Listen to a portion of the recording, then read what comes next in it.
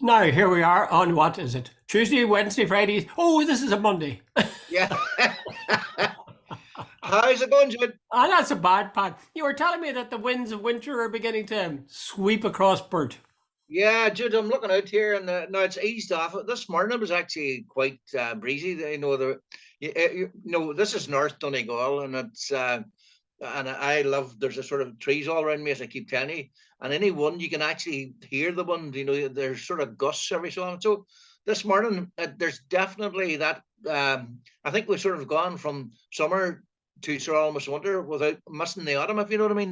Yeah, No, I yeah. don't think I can say it's not bitterly cold, definitely not, but it's very grey. It's in that sort of dark, sort of winter Mm. look about it, and the one's howling out there. But I mean, so I sometimes think that we have ingrained in our heads, the idea that dark skies and rain and so on is terrible bad. You remember John Denver's Annie's song? Yeah, One of the things he talked about that you fill up my senses tips was us. a walk in the rain. Aye, but See, the don't. Californian rain is or whatever it is. By the way, Mark Durkin caught me years ago. He says, "Hey, by the way, did you know John Denver worked for the government?" I says, "How?" He says he went around to people and he says, "Could you fill up my senses?" Very It was good, so bad, very, it was good. very Yeah, good. yeah, Right, okay. There's a tragedy lurking underneath that remark when I think about it for dairy uh, instance. But anyway, okay, so what you want to start talking about today, Pat, is quasi-quartang. It's yeah, very hard to get used to all these new names, yeah, African names and names that just don't roll off our tongue. And it's good yeah, for us. It's wonderful. I had yeah. a nephew, and years now back in the 70s, I would say, in London, and his name was Porrick, and he went to school, and they had to change his name back to Patrick. Had to call him Uh, Patrick because the yeah. kids really took the mickey out of him, calling him porridge and everything. Uh, Thank God they have become more civilized. I will sure try getting somebody to pronounce Saobhan in London. Well, I It's think actually, I think they're probably more used to it. I mean, a lot of the reporters, for example, Channel 4's reporter is Siobhan something in aye. It is now, DC. Jude, but geez, back in the day, Oh yeah, back in the day. in fact, they used to phonetically do it. I saw a British version, Shivaun. Like that is the old Irish word Yeah, spelt in the vernacular. Is that the right term? I'm not even sure that's the yeah, right term. yeah. I remember when they used to be in the what is now Ulster University. They used to call out the name of the graduates, and they'd come up to get their scroll. And on one famous occasion, the vice chancellor called out, Siobhan Murphy. Jeez. Jeez. Ignorance isn't in it. Okay, Kwasi Kwarteng has had to eat some humble pie Yeah. and get rid of his proposed top rate of 45% of the tax. I was going to get rid of this 45 route tax. In fact, there was a guy on this morning, he had missed his name, and he said there were some people in Britain could earn who are going to save up to 400,000 with this. Dude, you must be earning some hell of a lot of money, but you must be. But anyway, top rate of tax 45. He proposed to abandon it, and at the same time, Jude, there was going to be cuts in certain parts of social welfare. Throw in what do you call it, the cost of living problems. Throw in the run on the pound. Throw in everything else you can think on. And anyway, the whole look of the thing was that we're looking after the rich and to hell with the poor, and that's Mm, bottom line. yeah. And yesterday morning, Michael Gove came on and said, like, this is not policy. Plus the fact that quite a few Tory MPs are saying we are not going to. Like, Jude, can you imagine if they go to a Newcastle or Birmingham or somewhere, and the next general election say, by the way, yes, we supported that, they would be gone. Absolutely. The whole thrust of the budget, the last, was to look after. It was ideological, almost Thatcherism at its worst, most extreme. So Mm. the Tory party knew it wouldn't fly, and of course the markets didn't like it either. The Bank of England had to come in with something like 60 billion to save Oh, she's all the mad, rest. yeah, So it's yeah. been an unmitigated disaster. Aye, she's So he mad. had very little choice. Mm. Apparently, I heard the double act. Andrew Pearce and Kevin Maguire were on RT this morning, and Pearce said he saw the Chancellor this morning about sometime about 7 o'clock, And he says, any announcements today? And he says, your man looks sick, you know. And he says, so basically, Jude, Eating humble pie. they got cover for about 10 days of the Queen's funeral. And so, in other words, they're only out on their own for about 2 weeks, and they have ballsed up to a non-enviable degree. Well, I'm not totally. Yeah, I agree with you. It does look awful, but her argument, and presumably his, was that this would encourage the big guys to get in there and set up business and so on, because they'd be making more money with the 45% rate taken away. You know, so there is. I mean, that is probably true. More of them would pile in and probably invest if they were going to make more money. Who wouldn't, like? Yeah. But the problem is they had a champagne reception. Yeah. In the wake of it, and of course, all the people at the bottom were suffering hell and will be suffering hell. In fact, they wouldn't know how to manage. So you put that against this thing, which could have been conceivably a good idea, if you want to follow her logic and stimulate business. But anyway, it did have a very bad look. I don't know. I think Truss's problems go deeper than this. You know, it's not even that her financial thing is costing so far 65 billion to the Bank of England. It is a fact that she sounds and she looks so lukewarm, especially when you compare her to Boris Johnson. Now, I hate to say that, but it's the truth. But she went out last Thursday. The fight back began, was it last Thursday or Friday? And she did, I think it was 13 or 15 interviews with local radio. Now, local radio jocks, you know, interviewers have nothing. No, if you work in the lobby in Westminster, if you screw a minister in an interview, he won't do another interview. But these people don't see the Prime Minister from one year to the other, so they don't give a monkeys. They have nothing to lose, so they can go straight in. See the sort of the deferential interviews that a lot of the prime ministers and big guys get in the BBC and ITV. They didn't get that this time. And Liz Truss was absolutely gutted. She was atrocious. She couldn't answer half the questions she was asked. You know, this sort of, Prime Minister, like Laura Kuenssberg did it yesterday. She kept interrupting the Labour person, but she let Liz Truss ramble on. Liz Truss is... I don't understand, Jude, how she got there. She apparently, I thought she wasn't particularly bright, but apparently she went to Oxford and she's got a first-class degree. But, by the way, some of the best politicians I've come across have been the non-intellectual type who have this gut feel for what people want. Liz Truss looks like she reads books, but not people. That's right. Oh, very good. Well put, Pat. Well put. She's. It's hard to see her having the kind of qualities that will sort of win. Do you think she's going to last? Well, I think she is. I'll come back to that in 1 second. But just when you were talking about those local radio stations, there was a nice headline I saw. The local radio stations today had the PM for breakfast. They literally had. She did about 5 breakfast shows. Yeah. They had her for breakfast. Get her alive. Anyway, I think she is going to last a while, but not because she's good. I think she's going to last a while because they really would look awful if they changed their leader again. So you'd have, Theresa May lasted for a measly 2 years or whatever it was. Boris Johnson lasted for a measly 2 years. And this is the third Conservative leader. They really would look pretty damn bad. I think they'll hang on to her. And pray to God that she doesn't do anything too disastrous. And they've tried to make sure she doesn't. But I'd say a lot of people Conservatives are pretty worried. In fact, she wasn't their choice in the first place, remember? Not at all. What do you call it is what there's been 4 Tory MPs or PMs since 2016. Cameron, May, Johnson, and now her. Yeah. It wouldn't look good to throw her under the bus at this point. I think they'll let her go for another 6 months, a year, and that'll still give them a year to turn things around if they do happen to dump her. And who knows?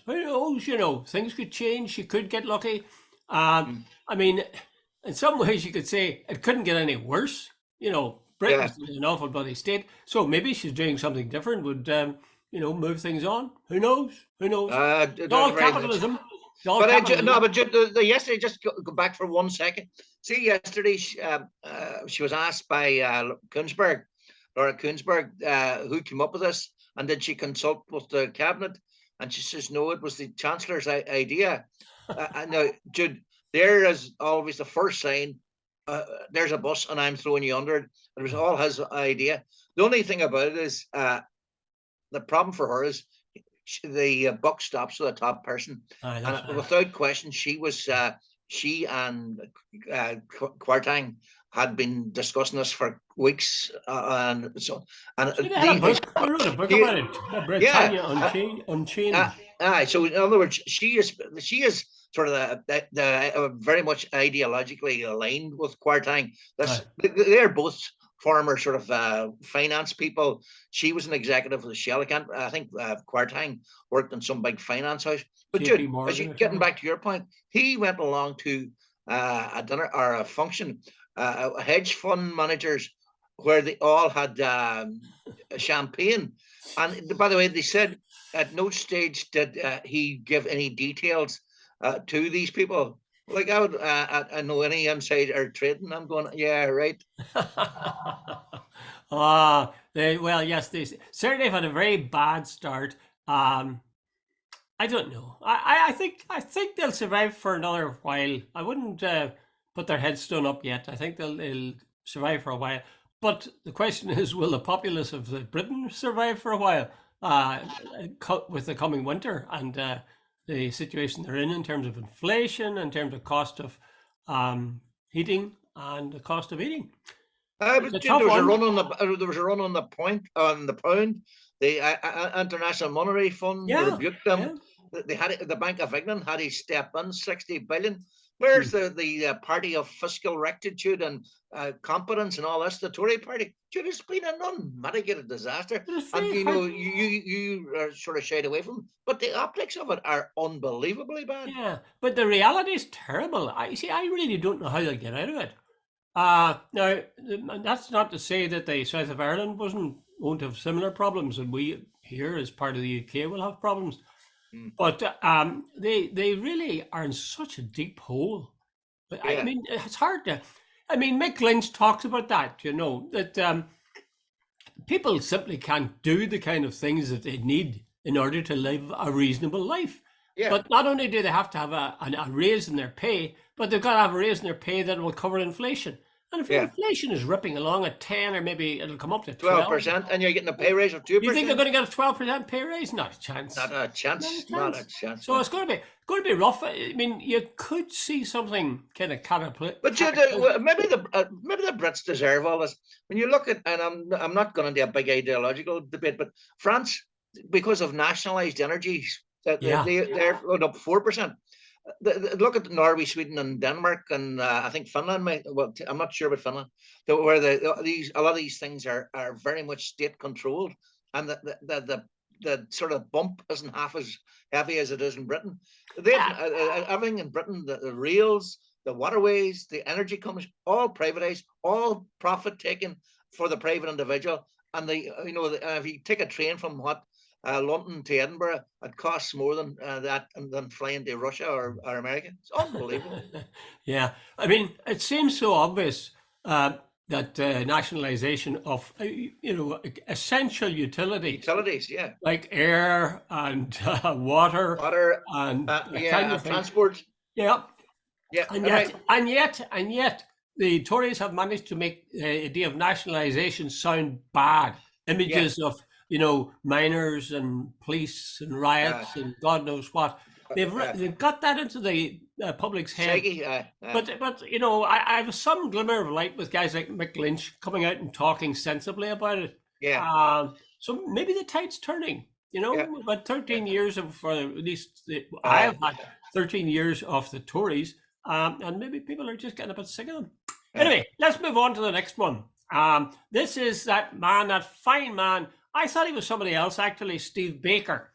Yeah. There's a guy who was a minor person in the cabinet with Johnson. A very good-looking guy, a bit like George Clooney. Do you remember him? I can't remember, but are you sure you're not talking about Steve Baker? No, no, I know. Steve Baker's different, definitely different, Uh, because I saw a photograph of him. But anyway, let's concentrate on this Steve Baker, who was a former ERG chairman, and therefore uh, his right wing is Attila the Hun, probably. yeah. And he's now a junior. How? What happened? What did they do? I mean, is this, are they trying to humiliate him by making him a junior minister to Yeah, but NEI? hold on. But you, at one stage the ERG was a sort of a lunatic fringe part. They weren't mainstream. It's only in recent times that they become real mainstream. No, Ah, a lot of the Bill Cash and all those guys were sort of considered, Looney Tunes, that Britain ah, would never vote for Brexit. But these yeah, guys have all come sort of centre stage in recent time. It correct. doesn't make them geniuses or anything. No, but they're in charge of the Tory party, it would appear. At the Anyway, minute, my wonder was, given the fact that most politicians, British politicians, hate being sent to Northern Ireland, I'm surprised that he was there as a junior minister. Anyway, he has apologised for Britain's attitude to both Ireland and the EU during the protocol negotiations. And the airwaves have been bunged with people like Sally Wilson and so on, giving out stink. There's no need to apologise. Why would they apologise, etc., etc.? What do you think of as apology, Pat? Do you think it's sincere for a start? Do you think he really believes that he did stuff or said Well, stuff? put it, I guess it certainly softens the mood. The mood music is very different, and so on. I'm going to give them the credit for that, Jude, because I think they're now realizing they have to make a deal. Jude, Britain is, and Jesus, it's in deep shit, Jude. There's no other nice way of putting it. And that's as, I'm not being crude or rude. I'm just making the point, right? And there's no trade deal coming down the track from America. Nope. The pound has they've had to put, as we said earlier, 65 billion. I thought it was 60. You said 65. And so on.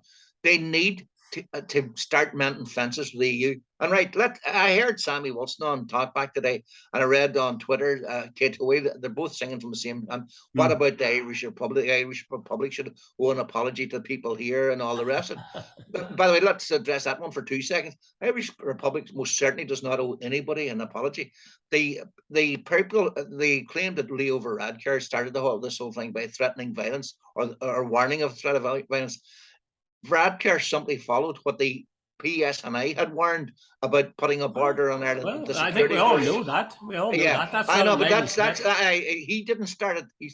The PSNI warned that if a hard border, this was a security assessment done by the so-called intelligence community. So that's where that came from. But anyway, back to Steve Baker. I think Steve Baker is sort of realizing they have to get a deal with the EU, and the behaviour, Jude, let's get this clear. Some of the rubbish coming out of Sammy Wilson and so on.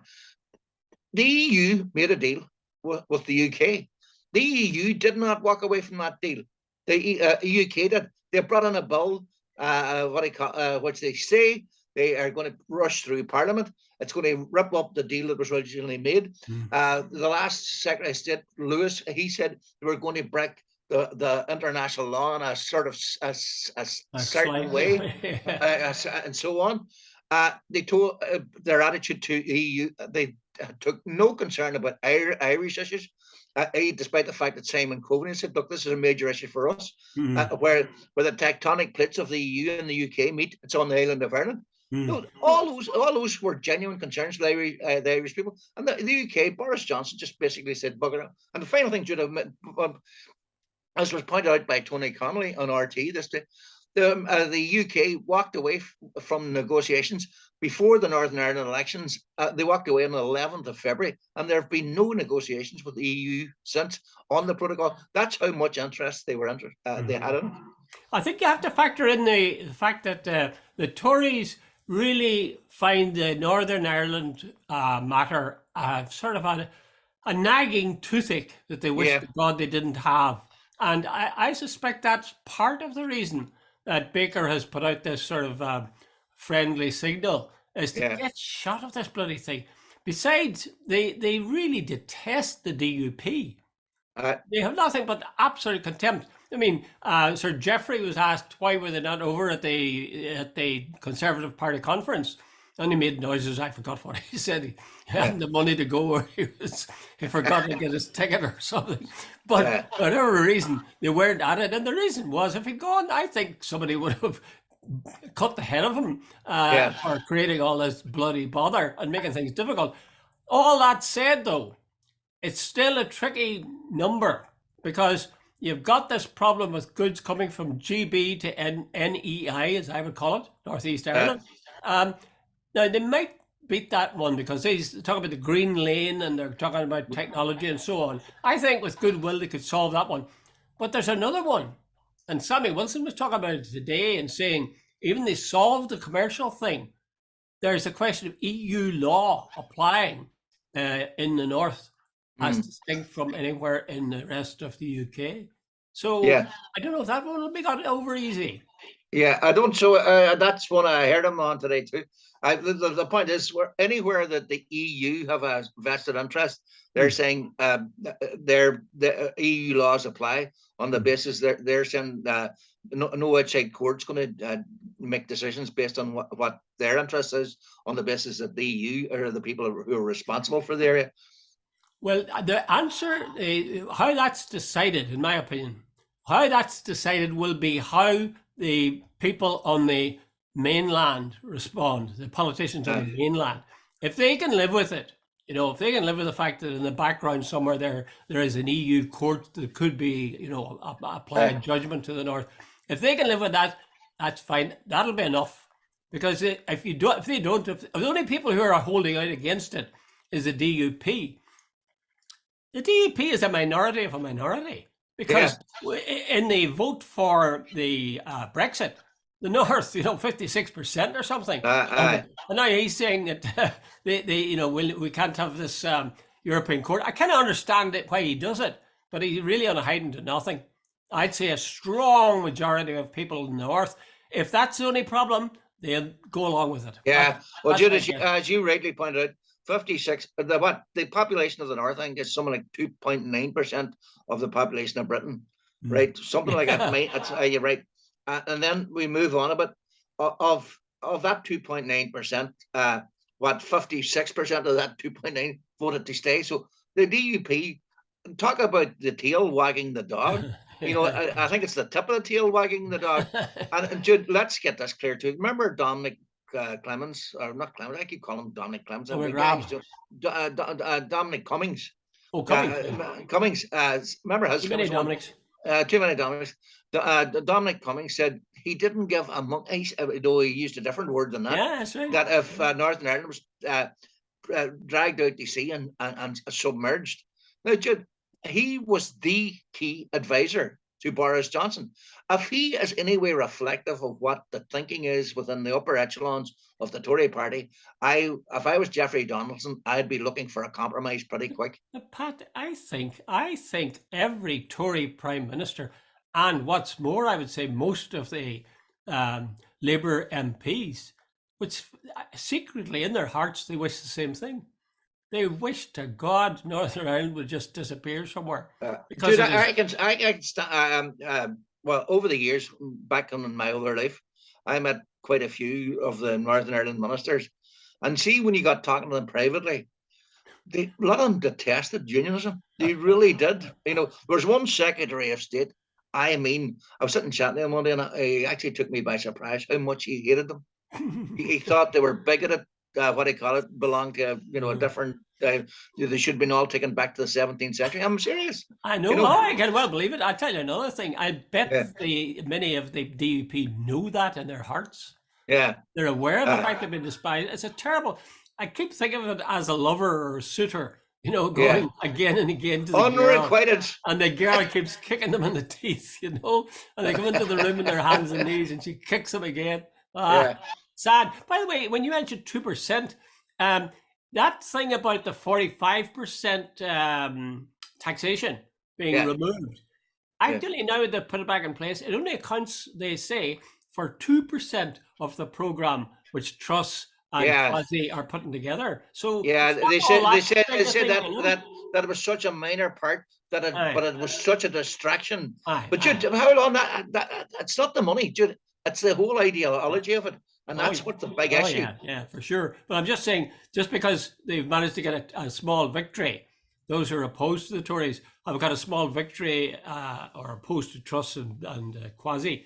Because of a small victory with that, you got to keep in mind that it only is a small victory. But Jude, here's the point. No, the big point is Boris Johnson got an 80-seat majority on this whole concept of levelling up. That the Tory party were the party for everybody, and the red wall seats. We, unlike Labour, we will not leave you behind. We'll come. And what does Liz Truss do? She says that's a load of bullshit. But we're still the old Tory party. We look after the rich, and you people were conned. That's the message that any self-serving working class person would take out of it.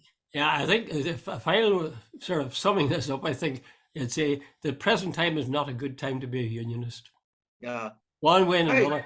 There's a whole, there's almost a perfect storm of for being a unionist now. Everything's coming against them. Go ahead, sorry, Jude. Well, I was going to say, apart from a plague of locusts or something descending on them, that's about the only thing they have. I forgot what I was going to say. It was something really important, Pat, but you distracted me. Okay, let's move on to that fine man, Jim Allister, who has commented on the event which took place in Dublin at the 3ARENA on Saturday, and which neither you or I went to. Neither you nor I went to because we're lazy and we couldn't give the monkeys. No, that's not true. I thought about going. I know you thought about going, but there was enough people turned up. I thought 5,000 wasn't bad. But Jim Allister said it was a bloody well flop. And I think he bases it, doesn't he base it on the grounds that there was only 5,000 turned up for it? Yeah. Dude, I did laugh at that. I was at a thing, as we said on Saturday, I was a thing, up in Dublin on Friday, and it was at an Iraqis thing. And there was about 40 of us in there, and I thought that was quite a good turnout. 5,000 people at a non-drinking, no booze event, heavy duty, speech after speech after speech. It wasn't, as I said the other day, it wasn't Take That or U2 or the Rolling Stones. This was heavy duty politics. And to get 5,000 people, hardworking, probably, maybe working all week and coming from all arts and parts of the country, to go up to Dublin, to listen to these sort of speeches, 5,000 people, no bother apparently selling the tickets or getting the thing. Jude, that is far from a flop, in my opinion. Yeah, I agree. It's far from a flop, but I think actually it could be a little bit disappointing. For a start, the Irish Times, I think we talked about this, the Irish Times said the arena holds 9,000 people. Yeah. And as a result, anything short of that, you begin to say, oh God, that's a wee bit disappointing. Yeah. 5,000 is nearly only half of 9,000. Yeah. And you can't dodge that fact. The other thing is, in the meeting in the Waterfront Hall, where we had 1,500, it was considered a very good turnout. Sinn Féin wasn't involved at all. There was only one Sinn Féin person I saw there, and she said, "Oh, I'm just here. I'm just sticking my nose in to see what's happening." Yeah. So it was, if you like, it was a civic nationalism event, not a political one. And this one, Mary Lou McDonald she wasn't the keynote speaker because that was your man Jimmy Nesbitt. But on the other hand, she was as near as damn it to it because she came just before him. So Sinn Féin put their weight behind that. I'm not sure. I sort of fall between the two. 5,000 is bloody good, but it's not a monster rally, which is a phrase that was used in the early days of it. But I'll tell you, Pat, there's a chance to find out, because I see today that on the 7th of November, are you doing anything on the 7th of November? I'm not sure. On the 7th of November, there will be a Ireland's Future rally in the Ulster Hall at 7 o'clock. I think that's really ironic because Ulster Hall has seen many rallies. But not many rallies. The Third Force was a rally. Remember, they were wearing the red berets. Right, yeah. And if you go back to Carson, I think he had a lot of his. Didn't he wind up his Carson's Trail? Yeah, also in the Ulster Hall. So it reeks of unionism. So in a way, it's kind of cheeky locating it there. But Jude, you're getting ticky back to Jim Allister. Yeah. Jim Allister got a few people out. Was it Hillsborough? Maybe a couple of hundred for an Ulster Says No type rally. Well, it was very wet now, Pat. I don't give a shit. This was supposed to be Save Ulster. This is a life or death issue for the unionist people. And they got a couple of hundred out, and that was it. Dude, I, I was up in Dublin on Friday. Really should have went along to the thing on Saturday. But Jude, Ah, I know you wanted to go. I wanted to go. I know a lot of people wanted to go. In fact, I talked to two or three last week, and everybody's the same. Going up to Dublin on a Saturday, the wife maybe wants to do something else. There's all sorts of things going on. yeah. If you've got a couple of kids and you're working until 6 o'clock or 5:30 on a Friday, you go to Dublin. That's it. You're back down and maybe late on Saturday evening. You're in on a Sunday and you're back at work on Monday. Dude, a lot of people are busy life. No, Yeah, so yeah. that does not for a second. I think this sort of it was a flop, Jude. No, it To me, wasn't a flop. No, no, that's 5,000 definitely, well, people it there definitely was was far not a from a flop. flop. Far Yeah, from it. But yeah, I'm just saying that the numbers could have been bigger than they were. I think one of the yeah, yeah. mistakes they made I have actually was they charged. Yeah, now it was a small sum and it's supposed to cover the costs, but I uh, still think they should have sucked up the costs themselves because it's £7 or €7. And I mean, it might seem insignificant, but generally speaking, you probably had to go through the online thing to yeah. And the other thing is, well, Ticketmaster stuff. I And don't know that kind about of thing you. puts people off. I see the I, one in the Ulster Hall, they say all are welcome. I, So it does suggest that one's not going to be Well, charged for. here's the other thing. See, if you're going to that thing in Dublin, it's not just, and I'm going to drop it after this, but getting up there, finding Yeah. parking. Oh, yeah. Dublin is now chock a block. Finding your way around the city, getting through it, Correct. it's a Correct. horrendous thing. Yep. And Yep. then if you're using public transport, that's a joke as well. Well, those were the factors were in my mind when I finally came to the decision it wasn't going. Well, that was the Exactly factor what in you my mind as described, well. Pat. Traffic and stuff like that. The Ulster Hall will be another kettle of fish. Okay, we were running short of time. We're down to 4 minutes, 4.5 minutes. The latest poll. Alas and alack, apparently Fine Gael and Fianna Fáil have not got a budget bounce because that budget was received quite well, wasn't it? In the Yeah, South? 11 billion, Jude. Aye. And You know, little Ireland. most of the commentators seemed to be reasonably positive about it. I mean, they weren't jumping up and down, but they were saying, yeah, pretty good. And yet they didn't There's a get bit damn of thing something going. for everybody in the audience type thing. Aye. But still, the Shinners are 37%. They just seem unstoppable. You know, they're rising quicker than Elon Musk's spaceship. Yeah. No, I watched a wee bit of because kept getting interrupted. I was trying to watch Micheál Martin on Saturday night, and of course he had the usual go at the Shinners that it's a populist party, and they were doing this all. But you know, someone I sat and watched another. There was a guy, a medical guy on, and he says there are 900,000 people waiting procedures in the Republic of Ireland. Housing is still a major issue. Education is still a major. Schools and all the rest. Teachers, they can't find teachers and all that. Dude, if you're working and employed and a good job in the Republic, there's two Irelands. You're great.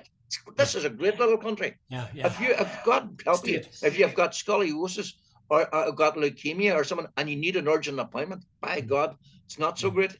But the same thing applies up here, Pat.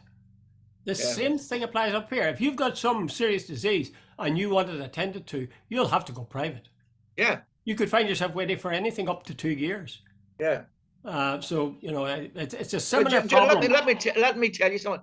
I thought, you see, I had this idea that the National Health Service was nirvana, but I came into Derry many years ago. Now it's in fact so long ago it doesn't matter. Anyway, but I met this guy, and I'll not give his name. We'll just call him Jerry for want of it. And he says, Pat, I've got a major heart problem. He says, and I need. And I says, well, what? Oh, he says, I've been waiting a year.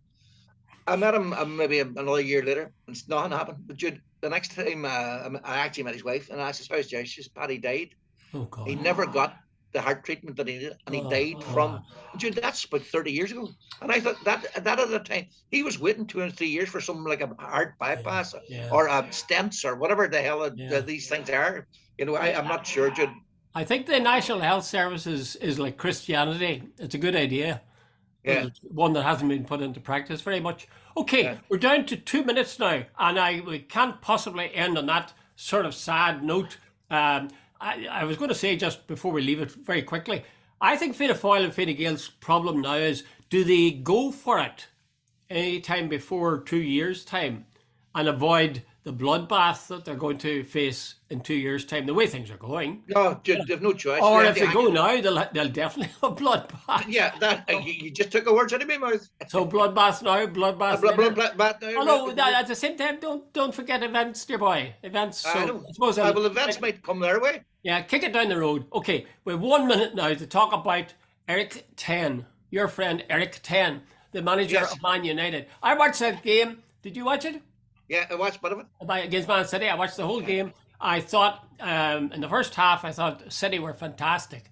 Fantastic. 4-0 But up. don't forget, United were only beaten by 3 goals. Not so silly. But it was 6-3. I mean, they were 4-0 at half Hey, time. Collins, come off it. Come No. off it. I'm telling you now, We if there'd been another half hour of play, there's a fair chance at Man United. You want to, Eric Ten Tag. He has done actually a good job with United. He's got them up and To running. use your term, of me anted ball should be my uncle, right? You know. And to use my term, I never use words like that. You alluded to Ted on Friday. Yeah, but here's the point. That's you know what? City were 4-0 up. They were coasting, and they allowed Manchester United back into the game. That's what happened. They don't like giving away goals. I'm telling you now. Look, watch it. I think Man United is on the right. Not to say that I don't love City. Oh God, some of those goals are so good. Okay, will Eric. Will Eric end? Will he? Of course, Eric will take them back to greatness.